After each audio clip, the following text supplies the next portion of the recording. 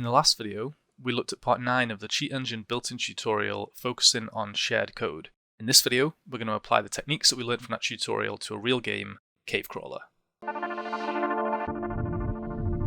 So I have Cave Crawler open at the moment as well as Cheat Engine. I'm going to make sure it's attached to the correct process first of all. That was not the correct process, let me do that again. That also wasn't the correct process, okay, Cave Crawler, there we go. And then we want to go and start a game, we'll go into level 3. We want to find out where our health is in memory, so we know we've got 4 bars of health, so let's say 4. Do a scan in memory, we get 21,000 addresses, so that's too many for us to manually search through. Let's go and take some health and search again. Now it's 3, but we've still got a few results, so I'm going to do that again. Only one of them has gone to 2, so that looks like our health. We can of course verify that by changing the value, so we change it to 10, and you can see we've got 10 bars of health now. And what we want to do is have a look at what happened last time. When we tried to inject code into Cave Crawler, we ran into the shared code issue. So let me right click this and say find out what accesses the address. See, we've got this count constantly going up, so something constantly accessing the address, but we're not currently taking any damage, so that's not of interest to us. What is of interest is what happens whenever we take damage. So we jump down, take some damage, we've got these 3 instructions, and one of these is going to be interesting for sure. We'll probably want to look for the one that has a subtract operation, which is the second one. You can see not the instruction that it's currently on, but the instruction right after it is going to be this subtract. So it's moving a value into the RDX register, and then it's subtracting something from the RDX, which is going to be basically the health. So let's show that in the disassembler. Let's have a look at this subtract instruction, and we can actually go and inject some code here. This is what we did previously. I'm just running through just to recap. So we can generate our cheat table framework code, which will allow us to save this as a cheat table down here. And then we can do Control and I, or select the option there for code injection. And here we go. So here's our original code. This is what's executing at the moment. And we know it's subtracting from the RDX whatever's in RSI plus 0.8. We could actually go and have a look and see what this is set to. I think we did that previously, and it was set to 1 because obviously we're decrementing our health by 1. So there's a few ways we could get around this. I think last time we said let's add and then RDX and then 1. So even though it's subtracting 1 from the RDX, it's first of all going to add 1. So if we now save this as a cheat table, let me go in, let me rename this as, I'll rename this shared, because this is a shared issue where if we tick this and now go and take some damage, we're not taking any damage. We can go and try that with a crab as well. You can see our health isn't going down, but if we go and try start to kill the crab, it's not taking damage either. And we talked about this last time. This is because the code is shared, so our player and the enemy players are based off, say, a character class. And that class will have some properties like health and some functions like take damage. And whenever we make that change to the code, it's also affecting the code that's used by the enemy players. Now, in the last video, we looked at the official Cheat Engine tutorial where we saw how we can scan for commonalities to try and find a way around this.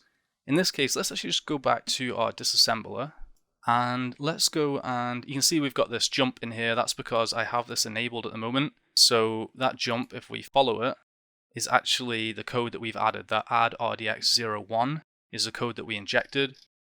Let me try and find my way back. I'm not too sure. Is there a way just to quickly go back? It doesn't look like it. Okay, let me close that down. Let me untick that, and we'll just go back in here to show disassembler. And we could set up a breakpoint here. So you can do F5 to set up a breakpoint. And then if we go and try and take some damage, notice that everything stops because it's waiting for us to say, do we want to continue running the program, or do we want to step into or step over or step out of these instructions and trace through them? And we could do that and basically have a look and try and find out what values are in here at the moment. So it's moving this RDI plus 0.8 into the RDX, which means if I go step over, it's going to go to the next instruction. And we now know what's been moved into the RDX because we can just have a look here and see the RDX is 9. So that's cool, the RDX is 9. Let's just hit run. Now let me damage the enemy player. You see it's hit the breakpoint again. Again, I'm going to step over, and we'll see that this time the RDX is 3. So it's a different value for the enemy player to our player. So let me hit run, let's go back and let's turn that breakpoint off, just hit F5 again.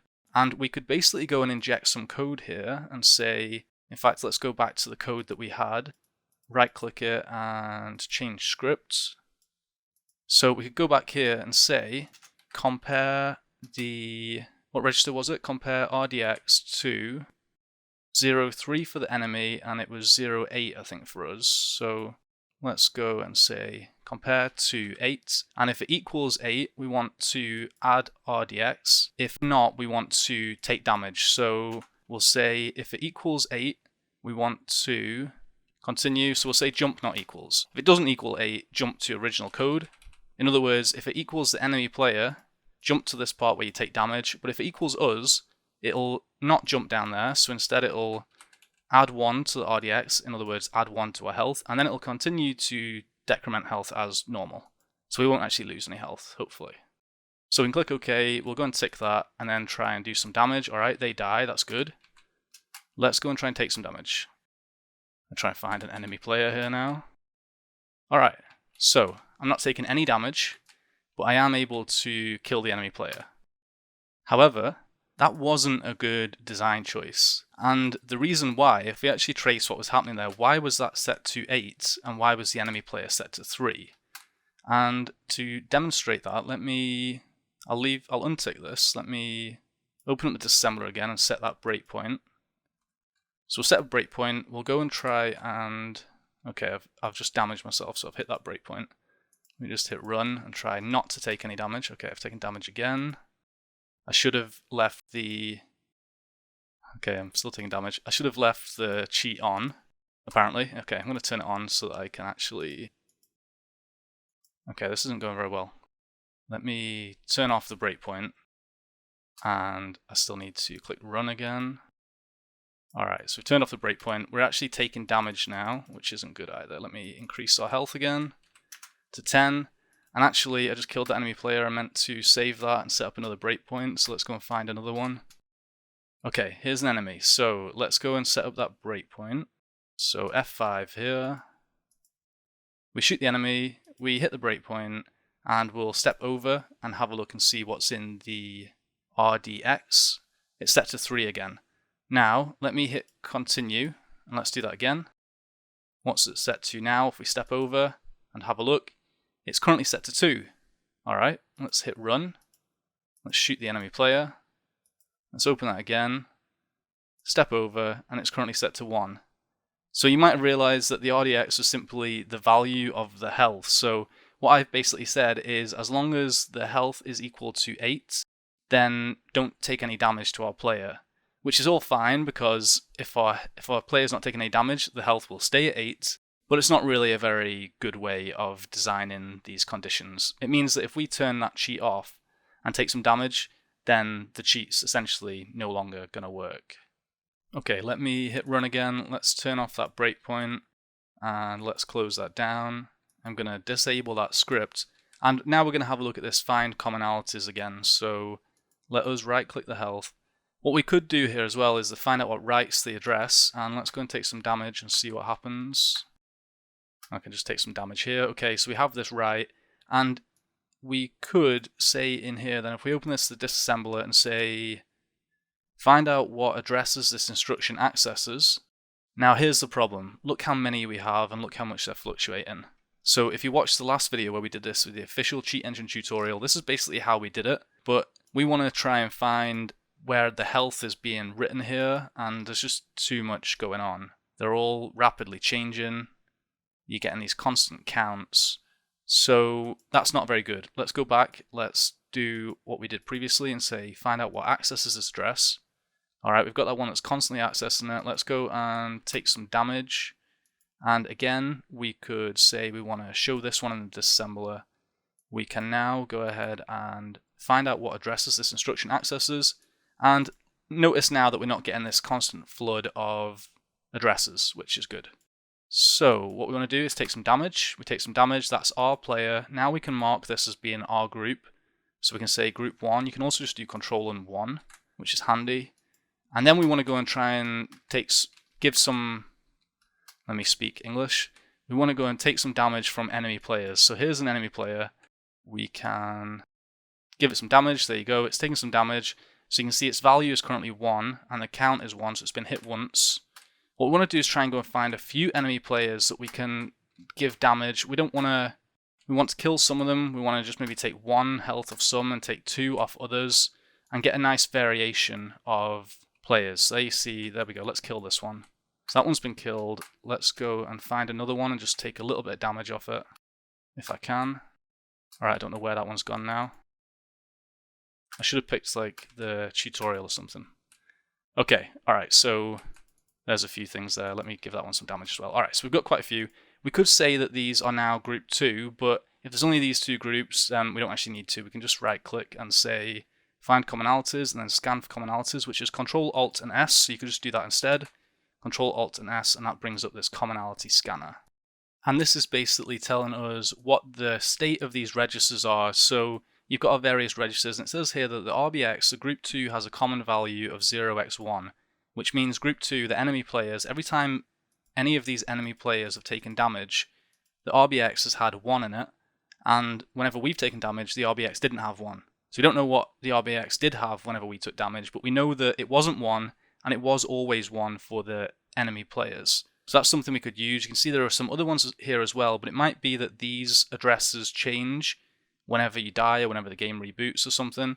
And then there are other ones where we can actually double click and have a look at the structure, which we'll do shortly. But here's a nice easy one for us anyway, the RBX. So let's go and set up a script based on this fact. Let me minimize this. We might need this again later. Minimize that, and we'll go and do Control and A again to auto assemble. We'll inject this cheat table framework code and then again code injection. And we basically want to go and say in here then that we want to compare the RBX to 1. So if the value in the RBX is 1 whenever this damage instruction occurs, then that means it's an enemy player. So we want to go to original code. So we could say jump to original code, and what I'm going to do instead is say jump not equals. So this means enemy player, and then we're going to say jump if not equals exit. So this is a little confusing because of the double negative. Let me say here enemy player question mark. So this is basically asking, is the current player taking damage an enemy player? And if it's not, then jump to exit. So we'll say if not, don't damage. And that should be fine. So that'll jump to exit. And let's go ahead and save this as a cheat table. We'll go back here and we've got this script. This is, trying to think of a name for it. Okay, so commonality 1, because we're going to try some others as well. Okay, so if we tick that and then we go and try and take some damage, look what's happened. Our health has just gone crazy. So our health is actually here as 326825075560. Our health went really high, but we can damage enemy players and we're not taking damage ourselves. So why did it go so high? Well, let's go back to our script. Let's go and change it, change script. Basically what we want to do here, we don't want it to subtract damage from us, but we don't necessarily want it to stop from moving this RDI plus 0.8 to the RDX. So what we'll say is, if it's an enemy player, we'll say we want to jump to original code. So if it's an enemy player, jump if equals, so it does equal, it jumps to original code, and if it's not, then we want it to still do this bit, the move RDX, but we don't want it to subtract from RDX. So we'll move, and then there's no condition now, so we need to change this to a jump. Let me just take out these comments, and let's try that. Let's go back, and alright, well our health is already crazy high. Let's change that again to 10, and let's go and try and take some damage. I don't know if I'm even going to make it past this bit. I didn't think so. Alright, well, we can try and take some damage now. We didn't take any damage, that's good. Let's see if we can give damage. Yes, we can. Alright, so that's it fixed. It doesn't take damage, but it doesn't give us a crazy amount of damage, but it does allow us to kill the enemies. Okay, hopefully that made sense. I'm going to go through this again. I'm actually going to close these down, and we'll just start this again. Let's go ahead and find our health. You can see that our health is no longer pointing to the correct thing, so we'll do our initial scan for 4, new scan. Oh, first scan. And then we need to go and take some damage, which shouldn't be too hard for me. It's taking damage without dying is the hard part though. Alright, there we go, it's 3 now. Next scan. Alright, now it's 2. Next scan, and there we go, we've got our health again. So I'm going to delete this one, and let's put our health up to 10, just so I don't die. And let's do the same thing again. Let's go find out what accesses this address. We take some damage. Alright, we've got this instruction again. Let's use the one with the subtract on it. Show in disassembler. and then we can right click and say find out what addresses this instruction accesses, because we know that it accesses the address of our health, of our player, but it also obviously accesses the address of the enemies. So there's ours. Let me mark that as 1 with control and 1. And then let's give it some damage. Let's kill it actually. There we go. That's it as group 2 now. And then we'll go and... Okay, that one just killed itself. Okay, give that one a bit of damage. Give that one a bit of damage. Oh no. Alright. Alright, I'm going to delete those. I'm going to do that again. Okay, take some damage. I took some damage there, so there's my player, control and 1. This is going to be a really long video, which I apologize. It's mostly down to me just making loads of mistakes. Okay, I'm going to kill that. I've actually only got 1 health bar left, which I don't like. I damaged it. Alright, there's 2. Let's see if that's enough to find our commonalities. So we can right click, we can say find commonalities between addresses, scan for commonalities, and we bring up this list again. And this time what I'm going to do is double click on one of these. So you can see here, double click to launch structure compare. So I'm going to double click on the RDX. I'm going to say only find matching groups. You might want to do it without that, just depends how many results you get. And the amount of results you get depends on how many things that you selected here to scan for commonalities. If you just do 1 enemy player, you're going to get a lot of results here. So let's do that, we save it. This is like what we did in the previous video as well. And here's our value. So in the RDX, at the offset of 0, the value is 2 for us, but it's 0 for both of the enemies. And you can see then that continues down. You might see somewhere it's actually fluctuating. In other words, our value might be fluctuating between 2 and 100 and just constantly changing, but that doesn't really matter. As long as the enemy players stay stable, as long as we can use one group as the constant, then that's fine. And we can basically select one of these. I like this one because this is a 1 and a 0. We've got a nice binary here, and it's the offset of 18. So this is a pointer. So we basically need to take that into consideration. And if you have multiple offsets, you'll need to do... In fact, we'll have a look at multiple offsets. I haven't actually been able to get it to work with this game. It always crashes on me, but we'll take a look at the approach for doing that as well anyway. So let's go and set this up for the RDX. It's the offset of 18. Again, we could pick a different one. In fact, let's do 48 instead. That's a 1 and 2 zeros. And actually, I'll just go and update the last script that we had, this commonality 1. I'm going to right click that, change script. And the only difference is, rather than comparing the RBX with 1, we want to compare the RDX. This is a pointer, so I'm putting it in brackets. RDX plus 24. I've forgotten that already. 48, okay, 48. I still have it selected. Plus 48. So it's comparing what's in this address, and it's the address. So the RDX is holding an address in memory. If we add 48 to that, that is the offset of the value that we want to compare. And for the enemy players, it's a 0. For us, it's a 1. So I want to compare this to a 0. Say, if it's an enemy player, jump to the original code, take damage. If not, then move our value to the RDX as usual, but don't take any damage, just exit instead. And we click OK. Let's go and try that out. Let's go and try and take some damage. God, if I die here.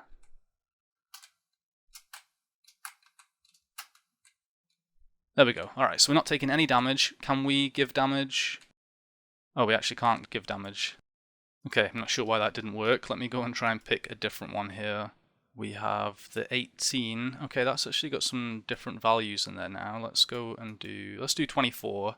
Even though it's a 615 for us, we can just still use the 0 condition for the enemy player. So we will change the script. 24, the enemy player is still a 0. Okay. Let's go and try and take some damage. We're not taking damage. Let's try and give some damage. There we go. It's now taking damage. Okay, so yeah, you might have to try a few different offsets, and in our case it's quite a simple example because we're just using that default offset, but let's see what happens whenever we have multiple offsets to deal with as well. Okay, so let's run through this from the start. Let us first find our health, which is 4. There's 29,000 results, so we want to go and take some damage. Did I take any there? No. Take some damage here. There we go. It's down to 3. Next scan, take some more. It's down to 2. Oh, it's down to 1. I need to undo that now. 1. There we go. Okay. There's our health. 10. And our health has gone up. That's awesome. Let's see if we can find out what accesses the address. Take some more damage. And again, we'll select this instruction, the one that has a subtract. We'll show it in the disassembler. And then we'll right click and find out what addresses this instruction accesses. We'll take some damage, and that's us, so we'll mark that as control and 1. And then we need to give some damage. I don't know why this thing's not getting up. Alright. There we go. Alright, so it's taking some damage. Let's go and try and find something else. Okay, giving that some damage. Give that some damage as well. So we've got a few different things now. So we can do our commonality scan. Control, Alt, and S will bring that up. And here's our comparison. So I'm going to use the RDI here. It doesn't really matter which one you use, but I'm going to double click this. You just need to find one that does have some offsets anyway. And you can see this all has the offset at 0, but if we start going down we see some that have multiple offsets. And that's exactly what we're interested in. So we want to try and find one where these are all the same for the enemies. Do I have more enemies there? No, that's it. Alright, so the values are all the same for the enemies, but are different for us. And if we scroll through them, that one there has the enemies all at 0 and us at 7. And the offset is 280 plus 8 plus 9d0. So whenever we did the multi-level pointers, remember we traced our way through and we were adding all these offsets, trying to find our way back to the base pointer. That's essentially the sort of thing that we need to do here. So I'm going to move this over to the side and let us go and open up Auto Assemble with Control and A, and then inject the cheat table framework code and then code injection. Now we want to use a register while we're moving these things around. You can pick any register really, but you want to basically use one that's not being used by the program, although we are going to push whatever's there onto the stack and then load it again after we've done our stuff. So for example, if we pick the RAX register, we'll push it to the stack because we want to bring back the value later and set it back to its original value, and then we want to go and trace through these pointers. So we can say move, and then to the RAX we want to move the pointer, which is, it was the RDI plus, and then the offset here is 280, so offset of 280, and we're moving that to the RAX, but then we have another pointer, so we want to say move to RAX, and then we'll say RAX plus 8, that's the offset this time, and then again we have a final one, so we want to do, actually we don't need to do a move for the final one, we can just do a compare, so we can say compare, and we want to compare the RAX with an offset of, got the brackets in the wrong place there, we want to compare the RAX with an offset of 9d0, and we want to compare that to 0, and then we can do the jump not equals. We can actually put in here the pop RAX, so even though we've got to compare, the next thing doesn't need to be a jump equals or jump not equals. We can actually pop that back, and then it'll still know that the next instruction is dealing with that compare condition. So now we can say, alright, if that was 0, then it's the enemy player. We want to jump to original code. If it's not, then we want to, oh sorry, I meant to say jump if equals. So if this equals, we want to jump to original code. If it's not, then we still want to do this move operation. So we'll say move here, and then we just want to jump to exit, which is just going to exit. So this is basically setting up the same thing as we just did previously. We just had to deal with these multiple offsets. Whenever I've been doing this, it hasn't actually worked for me. So let's see if it does this time. We'll assign it to a cheat table. We'll close that down, and let's enable it. Let's go and try and do some damage. Okay, it did some damage. Let's take some damage, and there we go. So I'm not too sure what the reason was for that crash. Is it to do with the game? Is it the offsets I selected? Did I do something wrong? I'm not too sure, but I'm not going to waste too much time troubleshooting it for now. This video's already got very long. In the next video, we're going to look at the final part of the cheat engine tutorial, which has a mini game which we can hack. And I hope you've enjoyed this video. If you have any questions or comments, as ever, leave them down below. Thanks.